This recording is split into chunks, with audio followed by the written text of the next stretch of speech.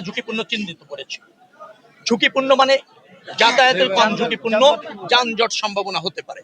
সেখানে highway police, আমাদের BRT এর টিম এবং আমাদের 500 মিটার পর পর নিজস্ব ভলেন্টিয়ার আমরা নিয়োগ করেছি।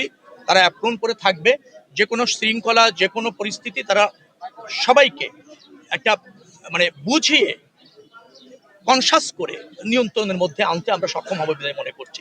যেখানে যেখানে ল্যাকিংস আছে আমরা সেগুলিকে মোটামুটিভাবে সর্বোচ্চ সক্ষমতার মধ্যে সর্বোচ্চ আমলে নিয়ে আমরা কাজ করছি। আমরা আসলে বিগত ঈদগুলোতে এমন দেখেছি যে ঝুঁকিপূর্ণ নির্ধারণ করা হয়, কিন্তু আবার সেই আগের চেহারাই ফিরে আসে।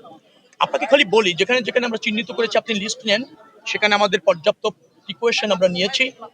ব্যতিক্রম হতেই পারে, মনে রাখা দরকার প্রথমে যেটা বলেছি 1.5 কোটি লোক ছাড়বে 2 থেকে 3 দিনের মধ্যে ঢাকা শহর। যানবাহনের স্বল্পতা তো আমাদের আছে, যানবাহনের মানেরও ঘাটতি আমাদের আছে, যেটা বাস্তবতা।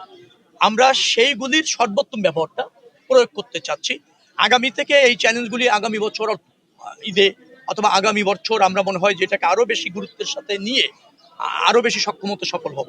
তবে এবার আমরা সক্ষমতা চাচ্ছি, সেখানে চ্যালেঞ্জগুলি চিহ্নিত করে কার্যকর ব্যবস্থাপনা নিয়েছি। আশা করছি যে আপনাদের সুসংবাদ দিতে পারবো। আপনাদের কাছে আমার অনুরোধ, যেখানে আপনারা ব্যত্যয় দেখবেন, নিশ্চয়ই আপনারাও রাষ্ট্রের মালিক, আপনাদের দায়িত্ব রয়েছে। আপনাদের চোখটা আরো বেশি নিরপেক্ষ, পক্ষপাতিত্ব না, সাংবাদিকের চোখ। সবকিছু দেখেন, নিরপেক্ষভাবে দেখেন, আমাদেরকে জ্ঞাত করবেন। ডেফিনেটলি আমরা প্রয়োজনে পদক্ষেপ নেব। ওকে, থ্যাংক ইউ।